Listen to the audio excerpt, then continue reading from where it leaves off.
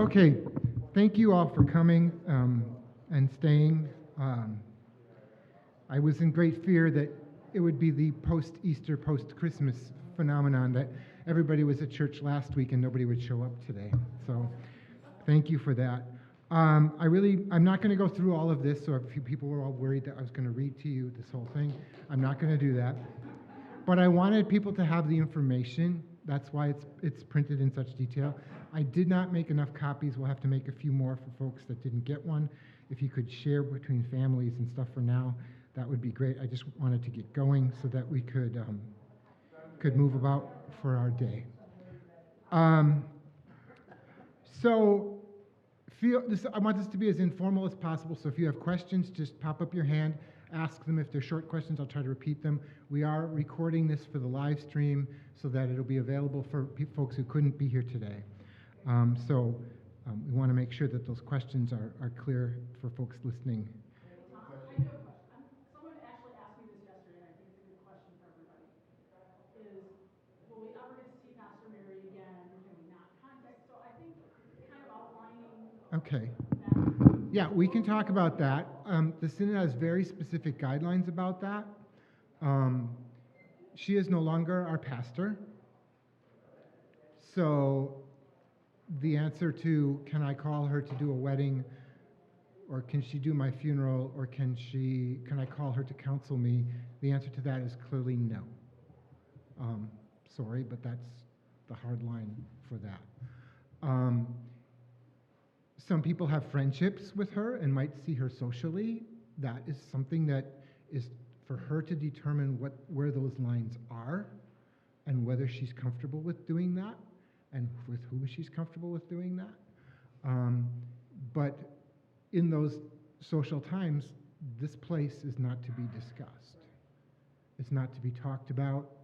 It's not her concern. It's not for us to vent to her if we're out for dinner someday. So it's a difficult situation for her and us to be in, but there is that separation, and that is for a very important purpose. And the process that we're about to go through and the time frame which that's going to take is also for a very important purpose, to provide that break so that we can be us for a while, find out who we are and where we're going and what we need in that next pastor.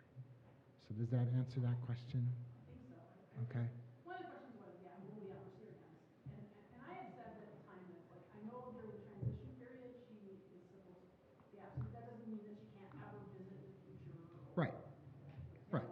I think that's just important to know. That's not like she's gone. It's not like she's out of our lives. She did not pass away, so she's not out of our lives forever. But for right now, it's really important for her to have that break from us and us to have that break from her. So we need to be respectful of that. I think that's the short answer. Tom, can I just say one thing? Sure. When the bishop came and talked to the council, he said that you are going to have everything you need, and I really like how Chris mentioned that we have each other and all that, but he said the other thing that's still here is the Holy Spirit. Right. And I just think that's so important for us as people of God, that we just continue to invite God in all the time. I just thought that was really cool how he said that. Yeah, he said, and I have his quote there, through a spirit-led process, he was confident that we would find a highly skilled, compassionate leader. And that's our goal. We're not going to settle. Know that then if we're not going to settle, that might mean the process takes even a little bit longer. If you go through the first set of 3 candidates that they send you and none of them are a good fit and you have to go through some more, that means it's going to take longer. But it's important to us as a council, to us, I think, as a congregation, to find that right person and find that good fit again. Brenda? I think it's important to put our search in a larger context. There are not people attending seminary to become ordained pastors in the same volume as Right. in the past. There are more pastors retiring Right. because of baby boomer pastors than there are new graduates. Right. So, It's the same as many other churches out there. There are not ordained clergy coming into the profession to compensate for the amount of older baby boomer plus clergy that are retiring. So it's like many That's why other the reason I things. brought that up wasn't to discourage people, but to tell people there's a reason that's a larger supply and demand issue that will require us to be patient. Right. Patience, like Pastor Chris said, is going to be really important. I want to quick go over a few things that you've received in emails because they're important to our ministry in the next 2 months.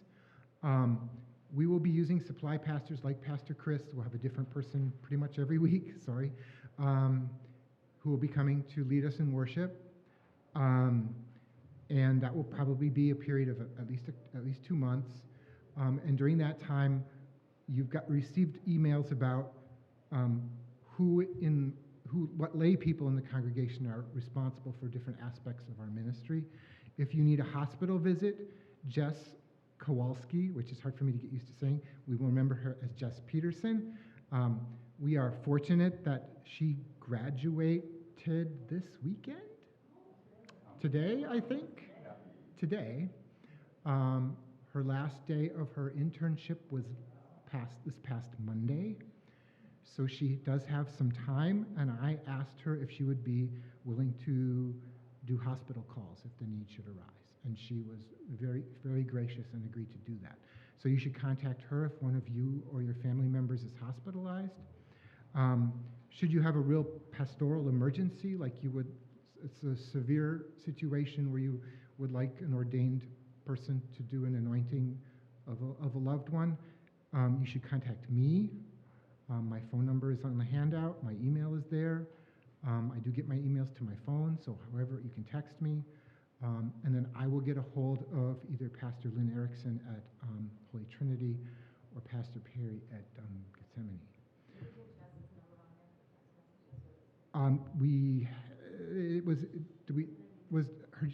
Her number was in the email. I don't have it on here right now.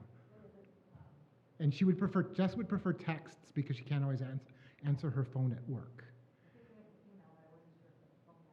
I think we added it, but I will get that out if it's not the case. We'll get her phone number out there, and then you could text her if it's during work hours because she would prefer that. Temporary management of pastor's discretionary fund is being handled by Sally Weiland. Contact her if you have needs. And then we're looking for volunteers to take Holy Communion to those who are unable to attend worship. So contact Anita Marlin. Her job will be to make sure that we have elements that can be on the table on that Sunday which you're going to take them. And then maybe you could even, as you pick them after communion is finished, you can go up and take those and maybe even tell people who you're going to be taking the communion to. Anita. In that, and I have a question. I know of 2 people that regularly receive communion. Right. I thought someone said there were 3. We can talk about that. Okay. I'll check with you. We'll talk about that. And also about the supply pastor thing. There will be times, and there's a time coming up Yep. at the end of this month Yep. when we do not now. Yep. For May 28th, it's Memorial Day weekend. Right. Wasn't able to get any supply pastor. Yep. So we're looking for a cadre of people who are willing to preach. Yeah. We are on those relatively rare occasions where we cannot get a supply pastor. Memorial Day weekend is one of them. I shouldn't tell you that because then you're all not going to show up, especially if it's going to end up being me leading worship. But anyway, maybe it's be okay. Maybe we'll just close the door. No, we won't close the doors because we're going to be here. Yeah, there are times when we may not have a supply preacher available, and then it will be a lay-led worship. There will not be communion, but we're looking for people who are willing to lead those worships and also to preach on those Sundays. It should not be a large number of times in the couple 3 months ahead. But there will probably be some occasions where we have that. Okay, so that's kind of where we're at right now. What you experienced today is the way things are going to be for the next couple of months. I did want to talk about the fact that we've already done many of the things that we're working towards the transition as a council and as a church. and I kind of wanted to highlight some of that briefly. We ended well with Pastor Mary. The bullet points are there. I'm not going to go through them. I think everybody agrees that that went well. I think we're finding that even though she and I met and we talked about a lot of things, there were some things that never got communicated, and I think that's inherent in the process. I apologize to the couple of people who we've had issues with that I didn't know something that was discussed that she did not, the communication didn't happen. We did, I still think, do pretty well in that regard as far as ending well with her. And we're beginning to prepare for a transition or an interim pastor. That's our goal right now. And that pastor will be provided by the synod. We will have a chance as a council to interview that person. The council approves that person, and that person will come on board as a more regular pastor who will serve this congregation and help us through the rest of the transition process. We kind of thought it was important to have this meeting because it's been 20 years, and some of us don't remember, because I don't remember exactly all of the steps. I was like, oh yeah, we did do that, didn't we, when Mary came? So we just want people to understand there'll be a period of the supply pastor, and then a interim or a temporary transitional pastor will be appointed and will serve us on a more regular basis and will assume some more of the roles that we're trying to cover with lay people right now, and also to help work us through that transition process. So, given the supply and demand situation we were just talking about, Mm-hmm. the interim minister, they agree not to be called. That is correct. That remains in effect this cycle. That is absolutely true. The synod will not allow you to call your interim pastor, even no matter how much you like them. And another thing that, thank you, Dan, I should also remind people is that just like there aren't a lot of pastors looking for calls, there aren't as many interim pastors. So it might be a period of patience, like Pastor Chris said this morning, to wait for that person to come, to be appointed, and for us to have that person here.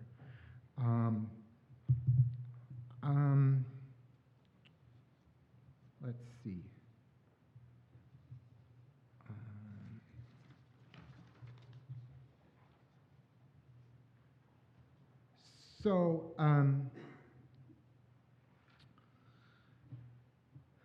There are some things we can be doing while we're even waiting for the interim pastor. And those are outlined on the second page of the handout. But we have to thank the long-range planning, the 2021-22 long-range planning that the previous council did, because they've put us in a really good stead on a lot of things. Where 20 years ago, we were like, oh, a mission statement. I suppose we should have one of those. We not only have one of those, it's been updated recently through the process of having people provide feedback, having small group meetings, going through that process that we would have had to have gone through. We would have to have gone through had we not had that done for us. So that's one of the things that we certainly want to thank them for that. There are some other things too that I'll outline later. But there are other things that we can do. We can update our reconciled in Christ status. The new language includes aspects of racism, which we have not really adopted as a congregation. That's something that we could look at doing. We need to get together and make lists and outline out what our active ministries are, both our internal and our outreach ministries. What things are we doing right now? We need to record who our current lay leadership is. We need to outline what our staffing situation is regarding office and music ministry. We need to gather a bunch of congregational statistics. We need demographics on us. We need average worship attendance. We need financial information. There's a whole lot of things that we could be collecting and having ready for when that interim pastor shows up at the door. And I would like to have as much of that done as possible so that so that we can move forward in the process and not have to do these things that we could be doing right now. So I'm looking for people who are interested and would be willing to volunteer and be on a transition team where we could start to do some of this work and gather some of this information and get these documents together so that when the new interim comes, we can say, well, here's what we have. Now, what else do we need? And we can go from there. So there are some other things that are more led by, that we don't have. There's a vitality assessment that I don't have any information about yet. So there are other things listed on here that we don't have the tools to do yet, which would probably be coming with that interim preacher. But there are also, and there's two other things that we can do right now. We can make an assessment of our physical plant, and we can also look at our constitution and bylaws. They recommend that if it hasn't been reviewed in 3 years, it should be reviewed. The last review of our constitution was in 1997. So it's probably time. There's some aspects of that related to the treasurer that are not accurate because it says our current bylaws say that the treasurer is an officer of the council. And we're saying that our treasurer does not have to be at council meetings. So there's some issues there that I already know of that have to be resolved. So there are lots of things that we could be doing now. And I really would love for people to embrace that and to volunteer to help us do that. If you're interested in doing any of that, please contact me. Either drop me an email, call me, whatever. Once we have some of those transition things done, there will be a mission exploration process that will be led by this interim pastor. And if we have a lot of these other things done, the focus of that will be to answer 4 basic questions. Who are we? Who is our neighbor? What is God up to internally and externally? And how are we called to participate? All right, and then given the answers to those first 3 questions, how do we articulate the kind of pastoral leadership we need at this time? So again, our previous long-range planning puts us in a good spot on who we are. We've looked at what our strengths are. We've looked at what our most significant areas of improvement would be. We know some things about ourselves. We could probably have some more conversations about that and maybe define that beyond a list of what our strengths are. But the one that sticks out to me is who is our neighbor. We struggled with that one 20 years ago because we're not in a neighborhood so much. We had determined at that point 20 years ago that we were at a crossroads. We have people from New Berlin, we have people from Hales Corners, we have people from Greenfield, we have people from West Dallas, and we have people from way beyond those communities. So what our neighborhood is something that I think we could be having some conversations about and have do some real work on looking at, well then, just who are we here to serve, and how, when we say we're reaching out to our neighborhood, who are those people, and who is our neighbor? So it kind of fits in with today's sermon quite well. So that's a process that there'll be another team of people. Maybe some people who want to work on some of this transition stuff now might be interested in moving into that role. But they would be working with the interim pastor. And ultimately what you're trying to do is come up with a list of qualities you're looking for in a pastor. What are we looking for in this next leader for our congregation?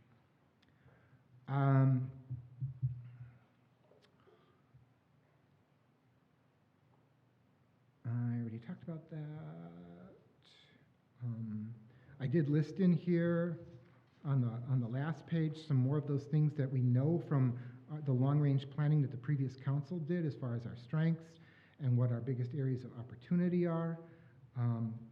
Look at those over and think about those and see if you've got things you want to add to that. And that's where some of those conversations can begin about who we are. And so that I think that would be helpful as well. Ultimately, the MET the mission exploration team will come up with something that's called an MSP, which is a mission site profile, which will include a lot of these things that I've already talked about and those qualities that we're looking for in the next pastor. And then we will present that to you as a congregation in a town hall format, and there'll be somebody from the synod here to join us in that meeting. Once that's approved by the congregation, a call committee will be formed. Our Constitution says that a call committee is formed by the council. So if you are interested in being on a call committee, you would notify me and I will put your name on a list. Not everybody can be on the call committee. I'm just saying that right now. And I don't want anybody to be offended because they didn't end up on the call committee. I'm just telling people at the outright, thank you for your interest. Your name is on the list. My feeling is that the call committee needs to be a representative sample of who we are, including members who have only been members for a very short time, members who have been members for a very long time, young people, people of different ethnicities, people of different sexual orientations. I feel that that committee needs to be a representative of who we are. So not everybody can be on a call committee. So I'm just telling people right now.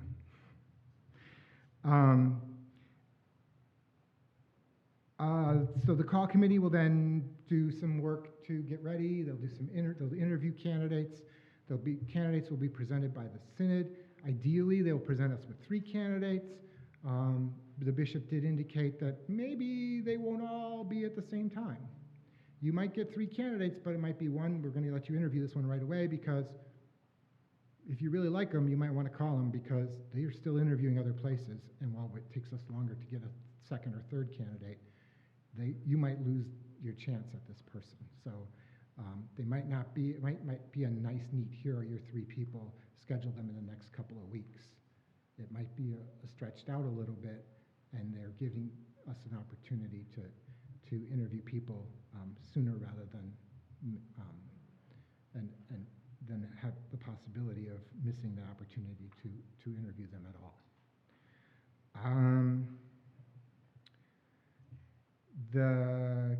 The call committee will recommend a candidate. We'll have a meet and greet. We'll invite the candidate. We'll have you all here. We'll do another party. We're good at those. We'll work with synod staff on the details about hiring that person. We will then hold a vote of this congregation to call that person. We will call that person. Eventually that person will be installed. We'll probably welcome that pastor before that installation even happens. So that's the process. Are there any questions about that? Jean? How large is the call committee? The Constitution, which we have to review and we can change, currently says 6. I don't think that's enough, personally. So, all the more reason to review our Constitution and bylaws and update some of these things. But our current Constitution says 6. Because that was written back when the call committee physically drove to where Yeah. the possible candidate was currently preaching. So you can't have 20 people. Right. And now, since most services are streamed, you can Right. see other people without having to make a turn. Yeah. So the call committees used to, and sometimes the call committees used to have to travel to Minnesota to see this person preach and to meet with this person. And when that 6 people is probably as many people as you wanted to put up overnight to go to Minneapolis to visit someone. So nowadays, like Anita said, we can pretty much, I saw Pastor Menke preach online before he came here. It's real easy to find, just Google somebody and you can find their sermons online. And it's a lot easier, and the technology will allow us to have more people involved in that process. Tracy? Would you want to have an odd number too, or no? Probably. I don't think it will ever come down to that, but it probably wouldn't be a bad idea. So that's something we could look at. Yes? This is not in regard to any of the questions that have been asked, but I recall a number of years ago,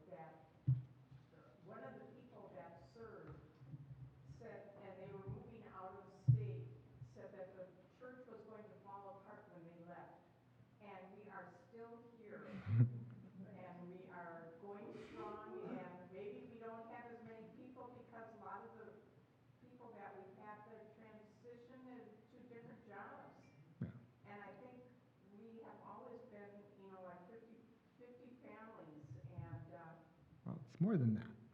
More than that. You'd be surprised, yeah. We are the church. You're going to hear me say that 10 million times in the next year or so. I truly believe that, and I would not be wanting to go through this with anybody but you people. I think I would not. Pardon? I seriously, I would not have taken this position. For those of you who don't know, I knew about Mary's retirement before I took this position. We talked about it. I said, you got to give me a few months, and she did. I would not want to do this with people other than you, because I know what love you have for one another and how strong that bond is, and how the day she announced her retirement, I would say 4, 5, 6 people came up to me and said, well, this will be a challenge, but we'll get through it. Or we'll get through it. It will be better and stronger than ever at the end. And that's the kind of attitude that it made me feel like, yep, this was the right decision. We're going to do this. It's going to be work.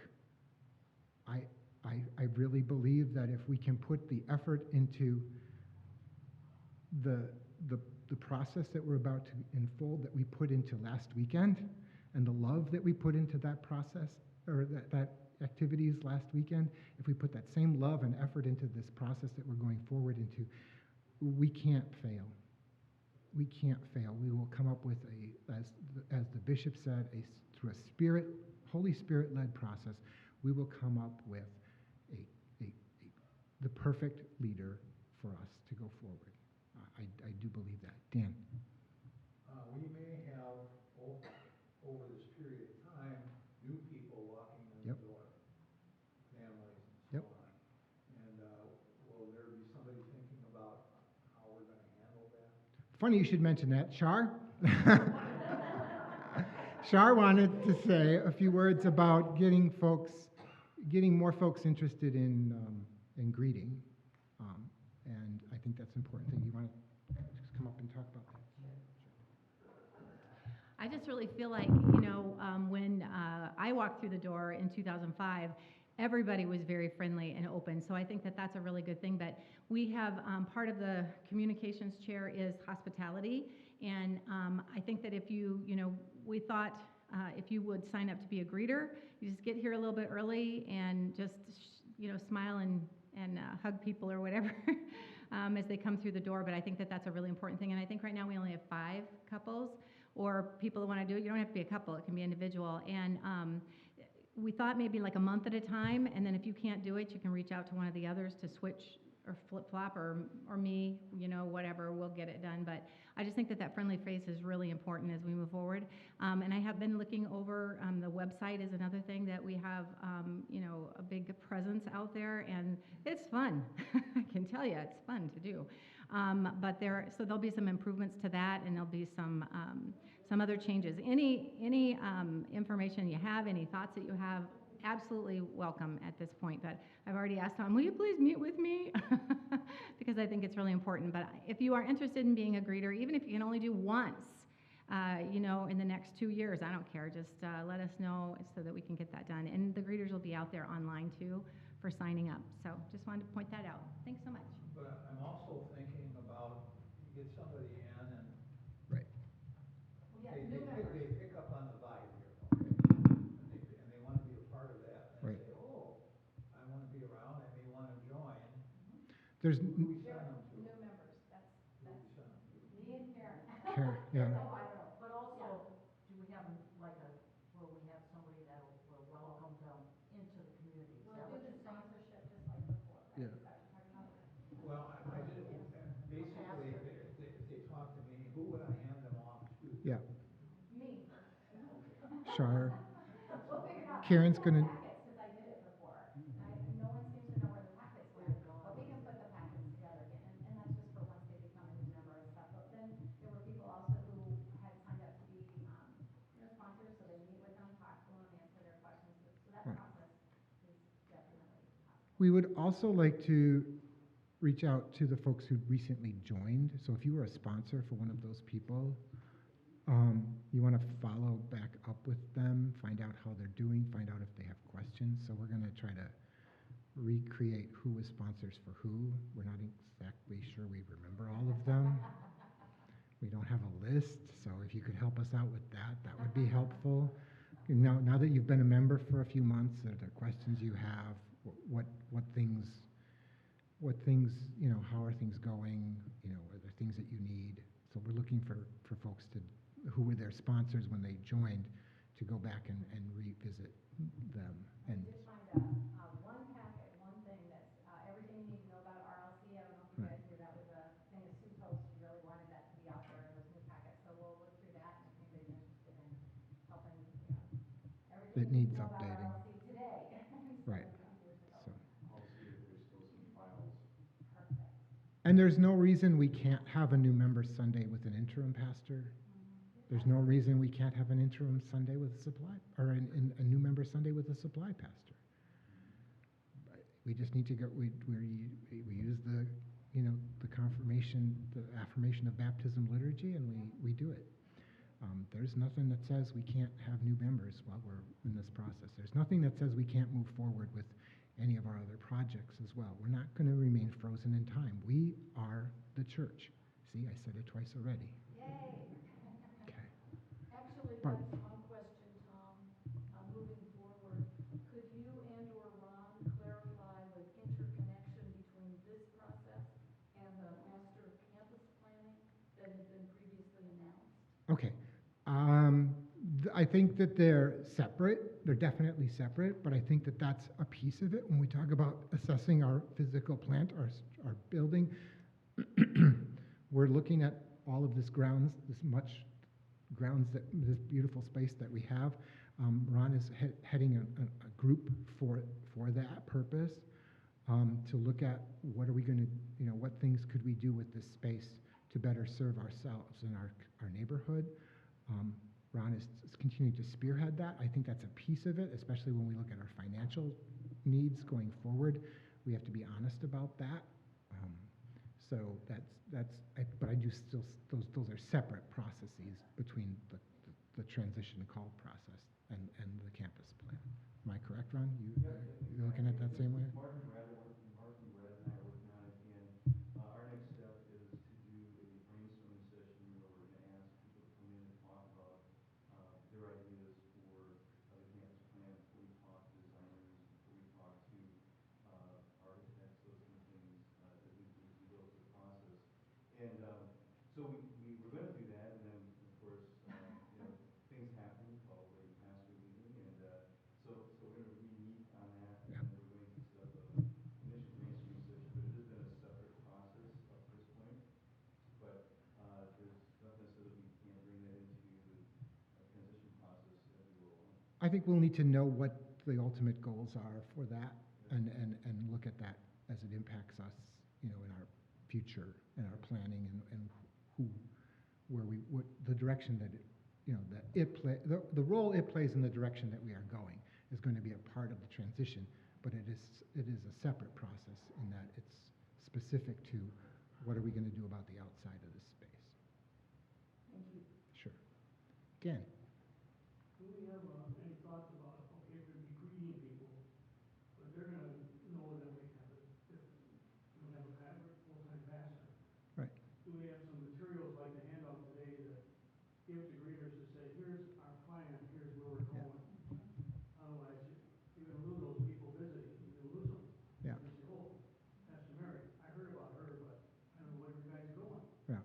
Well, and that's. There's something, a handout or something, so we get the story straight. Well, we're working on preparing something on the website right now, and maybe that could be, just a statement about the transition that we're in, and it's going to emphasize that we are the church, and we are still the people of God, and we are here doing God's work, and you can be a part of us without having that pastor, play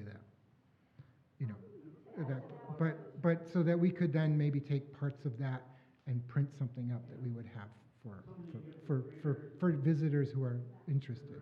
Yeah. Also, the communication to people that don't trying. Handle that. Well, I'm trying to make sure that there's paper copies of things. I think in this, Probably know people that don't use the internet. Yeah, don't have computers, that we can take it to their house, you know, well, give it to them. I know that there's a few people who Larry mails things to or gives paper copies to in their mailboxes. So that's still an option. Or maybe post some things that, if Mhm. they're having something up, word information on the bulletin. Yeah, Right. what to do in their thing. So, yeah, more to come on that part of it. Shoot, was gonna say there was something else. We're talking about visitors. Okay. I'll give you a chance. Kaz? If I just step back a little bit, I'm sorry we missed the beginning of this, but the coffee is done and there's more cookies out. There's coffee and cookies. You can take some for the road. But anyway, my question is, the committee that's going to interview these people or talk with these, again, somebody going through it, we've never had. Right. Are there any questions that you cannot ask or? The call committee will be trained by the Synod staff, and they will go over all of those things. The most important thing to know about being on the call committee is it's confidential. You don't come to church and say, yeah, well, we interviewed this one. He's over from so-and-so, Saint such and such at such and such, and he's really hates it there, and he wants to come over here.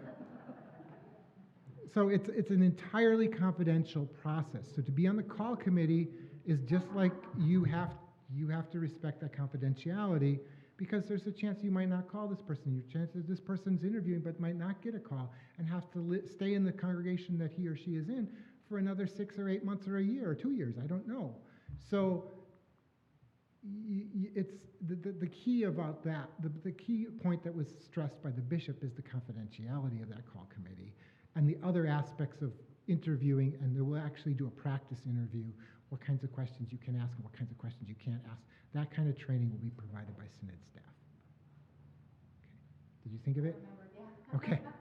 So just in that line of, we are the church, a while back, we took pictures of everybody and we had people sign authorization forms about whether your pictures could be on there, because some of the pictures, or some of the pictures on the website that say who we are and that we're diverse aren't even us. And so it'd be really nice to be able to have us on there to show our diversity.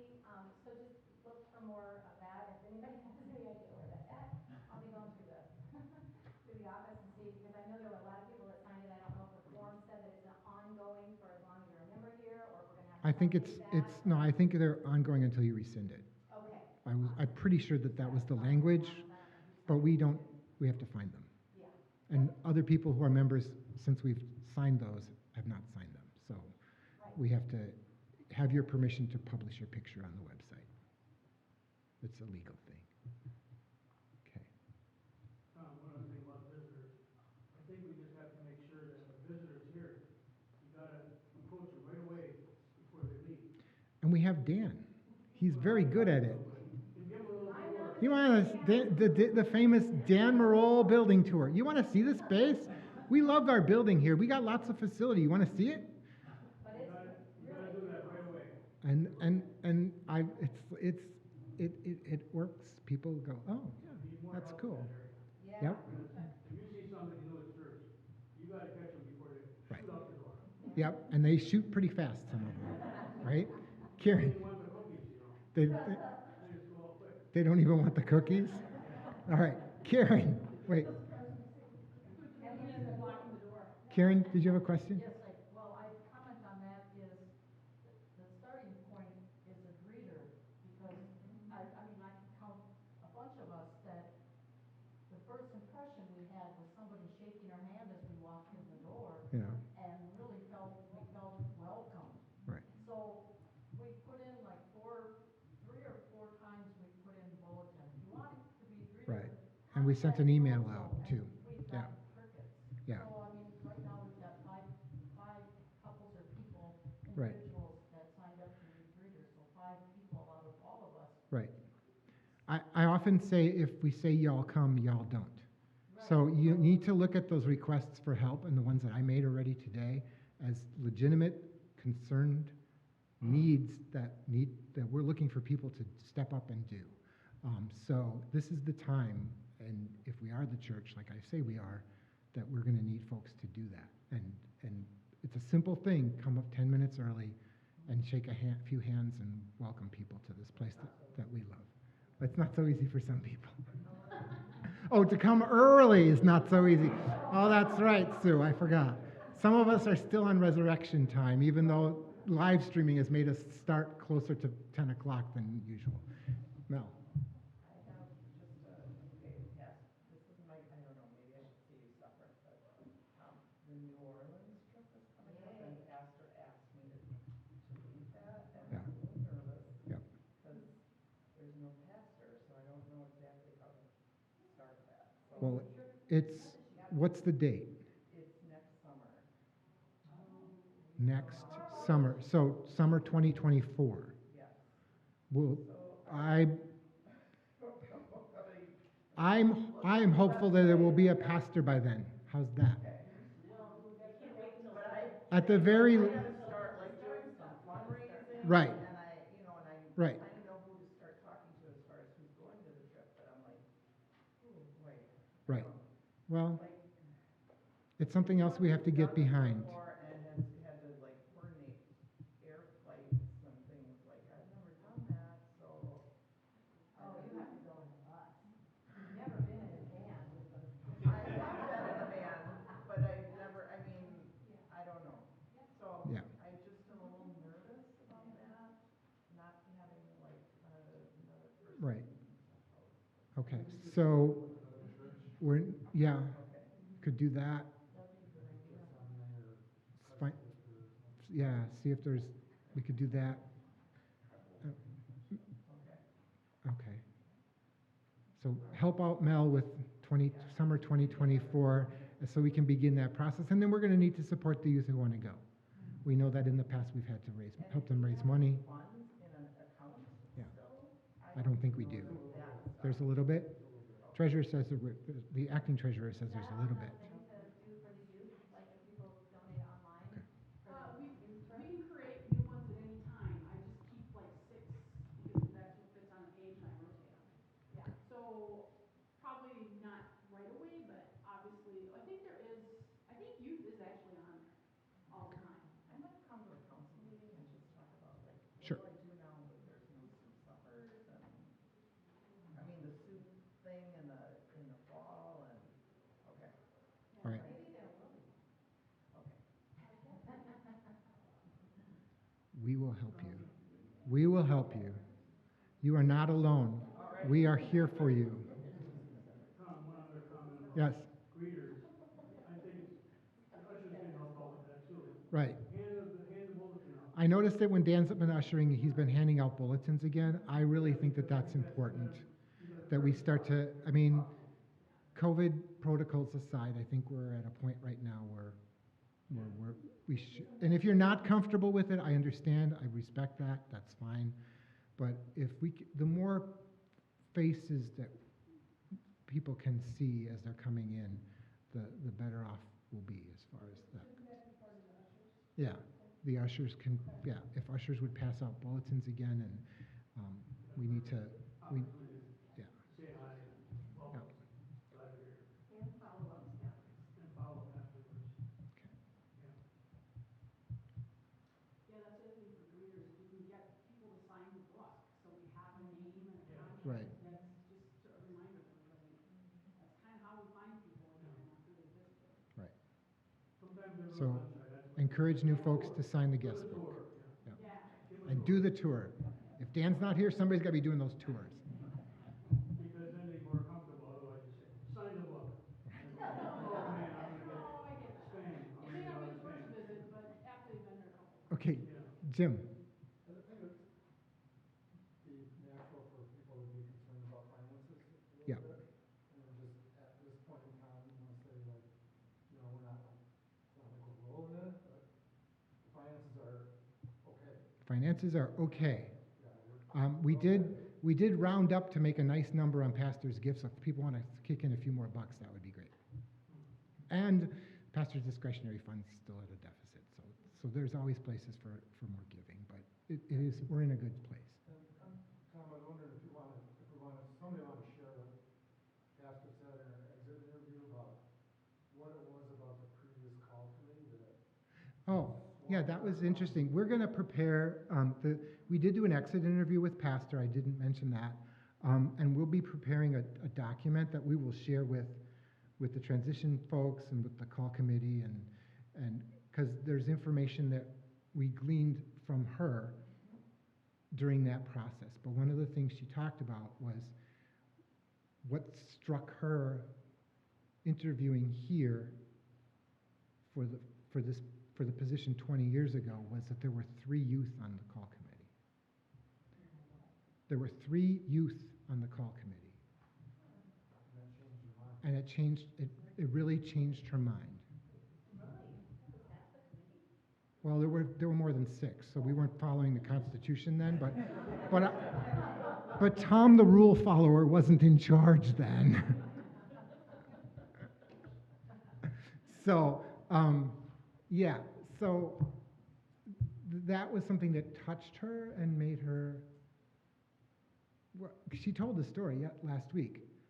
She wasn't going to take the call. She told the folks at Synod, I'm not taking this call. It's too far away from where I live. And the person from Synod said, well, just go and interview and just keep your interview skills up. And on the drive home, back to Racine, she said, this might not be so bad. And one of the things that made her feel that way was the number of youth on the call committee. So it matters who's on that committee, and you never know how. But that's why I want it to be a representative sample of who we are. Anything else? Here's what I'm really excited about. I made 3 pages of handout. We spent very little time on that, and we talked about how we move forward and the things that are important for us right now. That makes me feel good, because this is a process. We're going to get through it, but we still have to do the work of being the church, and we have each other to do that. And we, through all of the conversations, all the questions, all the things that we talked about, we've looked at what's important, and we've talked about some of those things that we needed to talk about, and that was the main reason of having this meeting. Look for us to have more of these as we go forward, because it's really important to me that we communicate with you all about what's going down. And if you want to help out with anything, greeters, tour guides, transition committees, MET teams, call committees, communionists, communion for shut-ins, whatever it is that you want to, that touches you and you want to do, it's the time is to do that. It's the time to do that. So, thank you all for coming. All right, have a good rest of your summer.